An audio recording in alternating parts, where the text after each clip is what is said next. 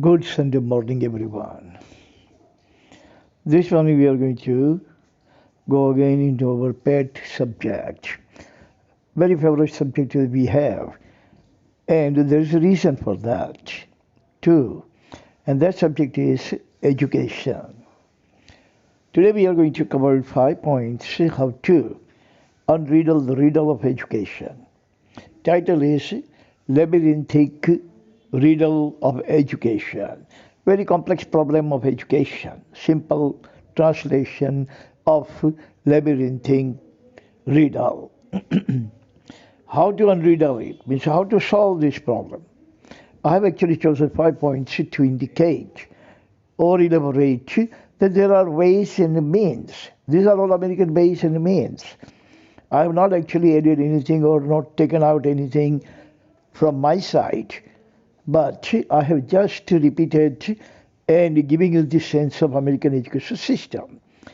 Why American education system is so perfect, so absolute, so absolutely positively working, and why American students are so learners. These are the 5 reasons that American education actually function on the basis of these 5 reasons, and if Indian government is willing to accept, and Indian educators and educationists and teachers and students are willing to cooperate and comply very faithfully, then education is not that tough subject to revive. Point number 1 is quinquennium training program for teachers.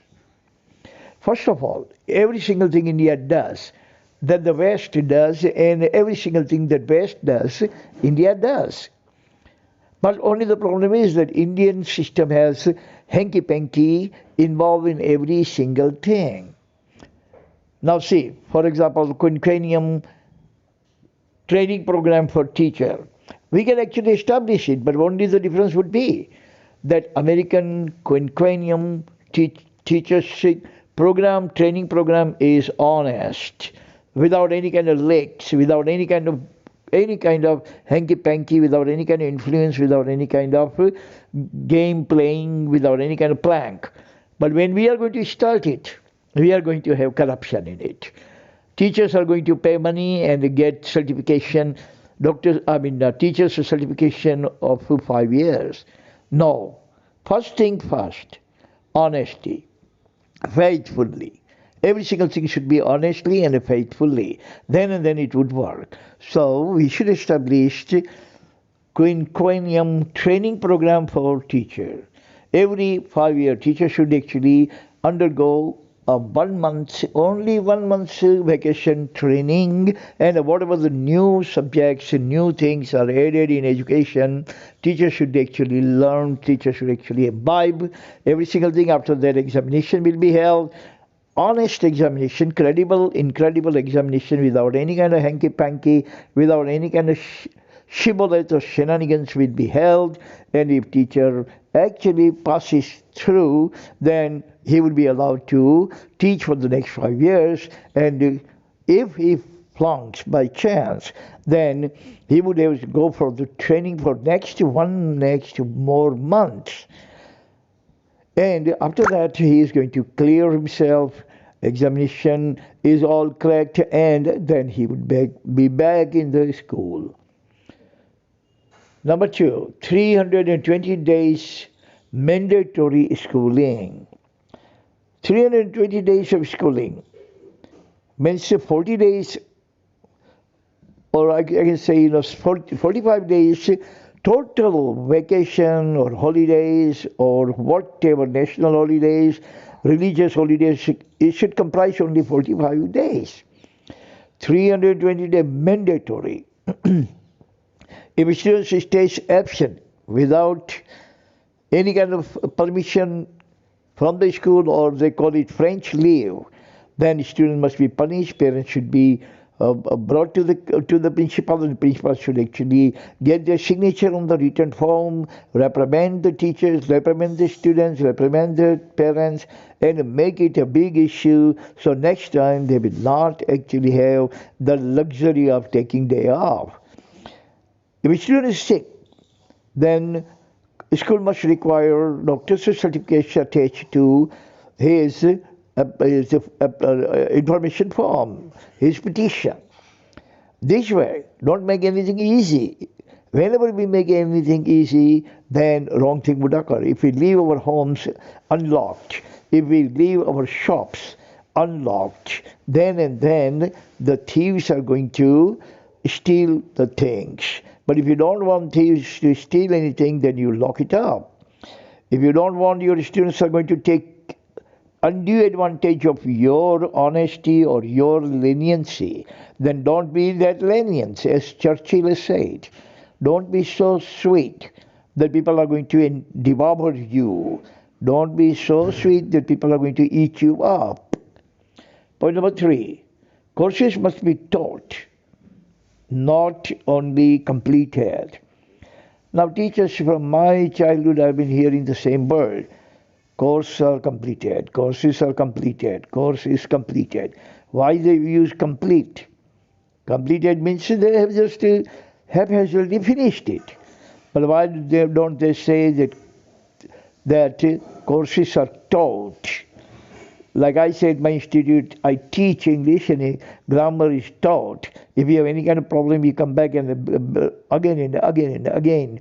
I teach them 44 tenses, 20 active voice, 24 passive, 24 direct indirect, and this 44 tenses, active voice, passive voice, direct indirect. I make sure I make students to repeat. That then and then they are able to speak within 2 months. Fluently they speak. There are a number of students are there in my tuition class who speak much better than I can. Reason is that I don't complete the course, but I teach the course. Teaching is important. Teaching is the most stressful world. Teaching is important word. Teaching is the vital and pivotal paramount word the teacher should speak, that I don't come over here to complete my course, but teach you. Anything else can be completed. Completed cooking can be completed. Sweeping can be completed. Labor work can be completed. But teaching is not completed. Teaching is taught. Point number 3, constant educational activities inspection. Look, we had the same system when we were in high school, that education inspector would come randomly, all of a sudden, to your school, and from the education department, and he is going to sit down in the back of the class and listen how good the teacher teaches, without any kind of SMS sending, without any kind of information, without any kind of clue to the principal, even that inspector is coming today. So we have a habit. The roads are dirty, yes, but when minister comes, they are the cleanest. This all, we are chauvinist. We are phony people. We are conniving type.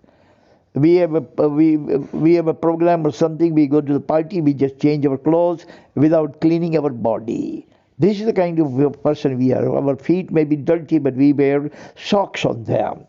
So roads are totally dirty and filthy, full of dogs, dungs, and every kind of filth you can imagine. But when the minister visits, roads are totally clean only for 24 hours.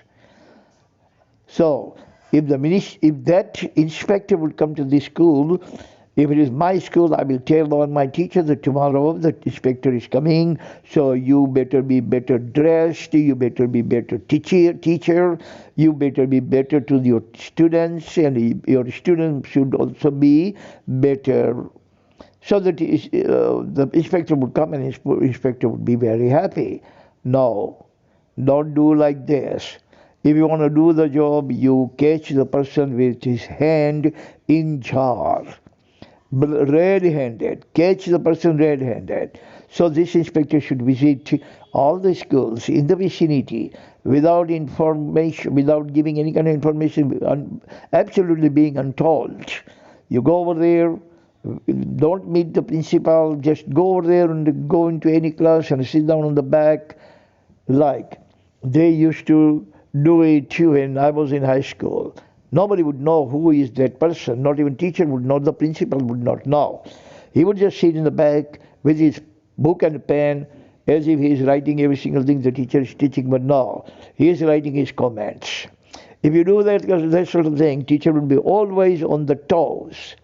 Teacher will be always on the toes means the teacher will be always alert that I don't know, today the inspector would come. And if teacher is not teaching properly, he would get reprimand, and 3 reprimands are given in writing. Teacher's job is already gone. Teacher gets the pink slip. Point number 5. No hanky-panky in examination. Now, I don't think that there is any alma mater in India from Kargil to Kanyakumari or Siv to Silghat, except in IIM, IIT or medical colleges where hanky-panky has not been practiced in examination. Other than everywhere, copying is going on. Even the teachers wink and nudge them, and teachers provide them some kind of help. Teachers who check their papers are very lenient, very liberal. They allow the students to pass through the year. They never punish them. There is no any kind of failure. Only the failure rate is in 10th and 12th.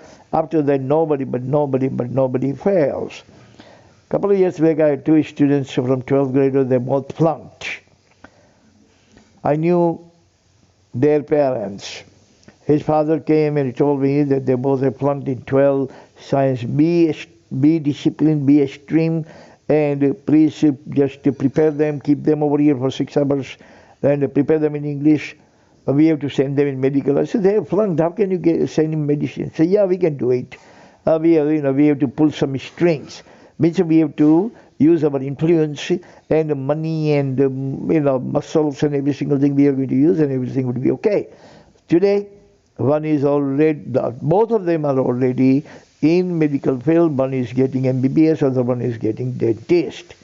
Now this is the way India is. Now more corrupt we are going to become, the more corrupt the nation is also going to become, and the quality of nation is going to deteriorate. Nobody is going to give a standing ovation in India. Nobody would have any kind of faith in India. Look, some time ago, Sunil Datta's son had cancer. He went to America for treatment. Before that, all the film stars, all the big, top-notch politicians, and all the big-wig industrialists, whenever they have any kind of major surgery done, they don't get it done over here in India, but they go all abroad. Even I have heard, I don't know, I cannot vow that, but in our city of Junagadh there is a KBC, and the KBC's head honcho had a cardiac problem. He also went to London and get the cardiac treatment done over there. What does it say? What does it indicate?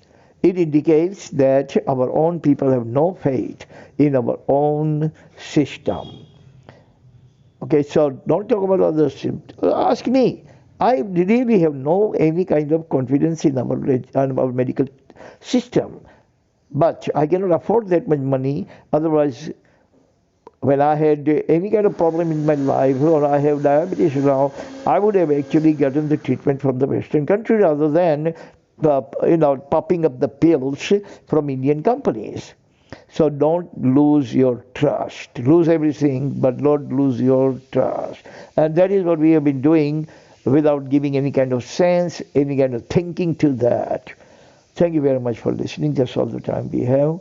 See you again next time. Until then, God bless everyone of this planet, and take care of yourself very gingerly. Amen.